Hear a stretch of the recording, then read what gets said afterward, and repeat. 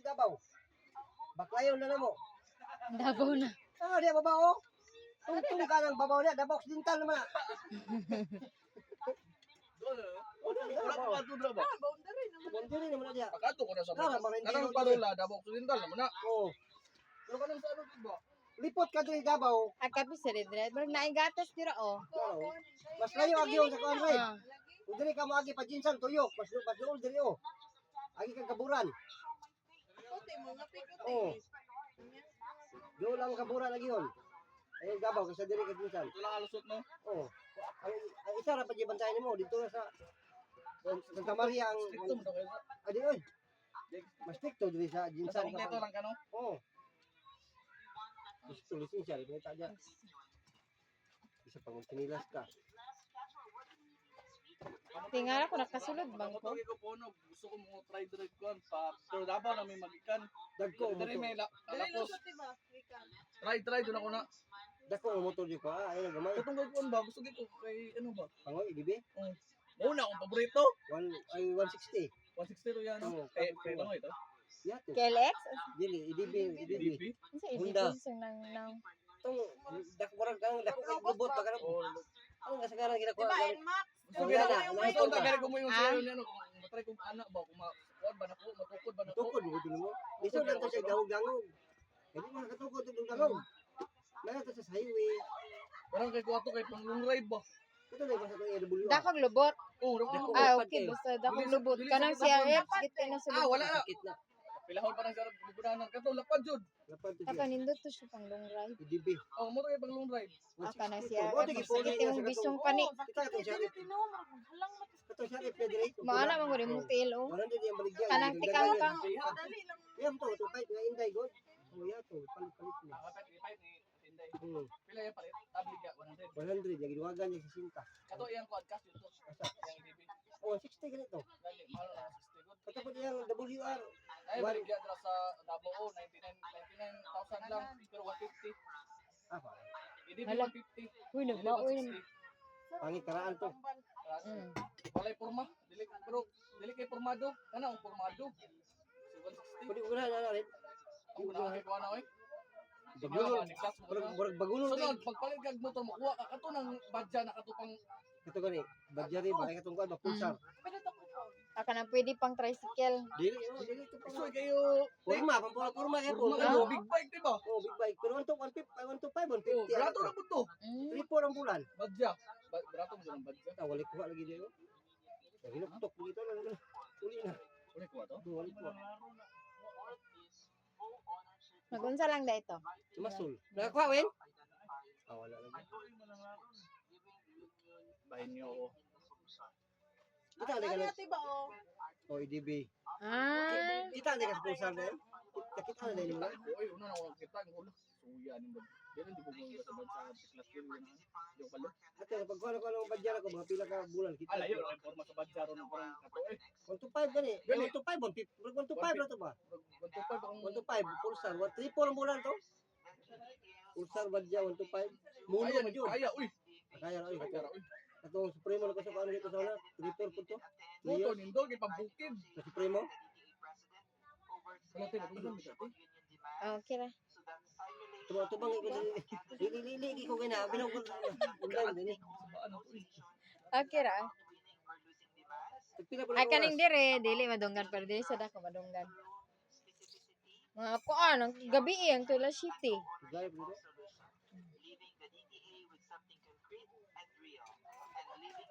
Ano ko mag aning daplin. Bugaong. Ha? O kato. Oh, ato pero kaning inganing isda. Ah, kasi may mutok ko bala diha nga isda. Asa siya mamasol na si Kristin? Kalimot na sigtag ka na butag bugas ang rice cooker bal sino ko na to. Nakalimot na. Di ba maglungag ka? Dili na kan man rice. Sa kaldero. Kaning isda dili ra kuha. Kahit na to dito. Wala ka buing. Unsa tong ingon ni Inday? Brasan ang Yes, sir. Brasan ng ano? ang bibi. Ako lang mo. Ako lang asa tong asa kaning kalingot. O kana siguro Ako to to. Grabe ba naman. Sino tig ako lang anit. Asan ka daw?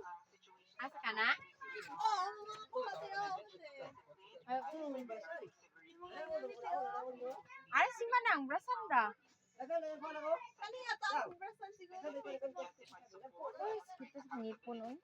Ay, iya din na. Dili ka nang nagatubo. Ay, oy, nana nandali oh. Mm. Wala mo kay daot ah. Ako may pasahan ng 6 ka buo. Mahal. Ay mahal na. Dili ka sa mo ano. Wala may mga medical ko ande. Pero kanang gamay, kaya may black mo lang libre. Ang kabueng. Saka nang cross na walang black. Oh! Na dito si Inday, nagdula ang mga bata.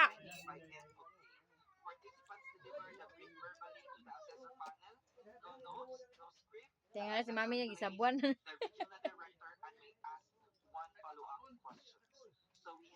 May duda na mo kasi. Mm.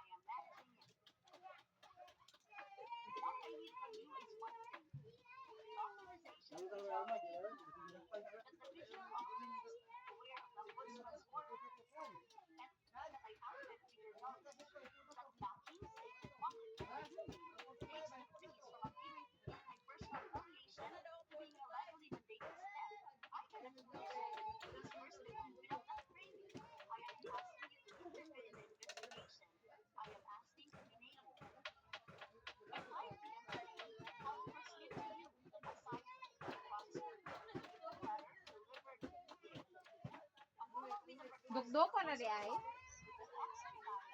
Dugdog ko na di ay.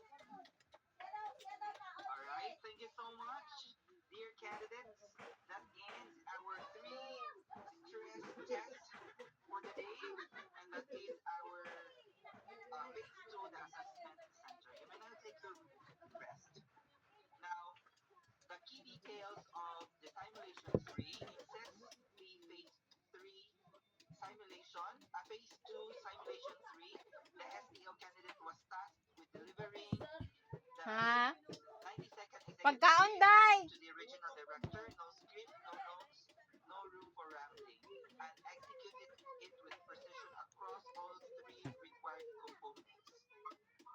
What made the performance particularly notable was what the candidate did not do. She did not over-explain, did not pad the silence, and did not hedge when pressed with difficult follow-up questions about being uninformed. Escalation risk and potential consequences. The simulation captured a critical executive skill that is rarely tested in written exams, the ability to communicate upward with clarity, confidence, and accountability in real Uy, time natunog ko na under ganito. pressure when the margin of error is measured in seconds. Now, to sum it up, all the three simulations, from simulation 1 to 3, here is what ties all the three simulations together. The three stages of these simulations are not random, they are single, unified stress test of one field ready decision tool, the crisis protocol. So for simulation 1, the wargaming tabletop asks you to contain and report. For simulation 2, the stakeholder negotiation asks you to stabilize and investigate. For simulation 3, the 90-second microbrief closes the loop. You institutionalize and sustain. So when you see the full picture as it is presented in our presentation, the chaos makes sense. Every exercise is connected. Every decision builds on the last. That is not three separate tasks. That is one integrated leadership test. Now, let me walk you through the crisis escalation staircase. This is the decision ladder for every educational executive must internalize, no? As we are down, nandito na tayo sa ating doctorate, no? So, we must be uh, familiar with the decision ladder as a educational executive. So step one, we have to contain within 24 hours, isolate, verify, and name the core issue. Know your CSA and CDA. Know who holds what authority. Step two, report within 48 hours. Notify the regional director. Prepare a factual summary. No assumptions, no editorializing. For step three, investigate within 72 hours. Form a team, set a timeline, and begin formal inquiry with complete documentation. And for step four, stabilize within the 96 hours. You initiate stakeholder engagement. Keep the process intact, no shortcut. For step five, institutionalize within the 30 days. You complete the investigation, submit your compliance report, and deliver your improvement plan. For step six, you sustain. Ongoing, establish regular monitoring, conduct standing meetings, and keep the gains from being lost. Again, dear listeners, this is not a checklist, this is a mindset. Now, let me close you with this.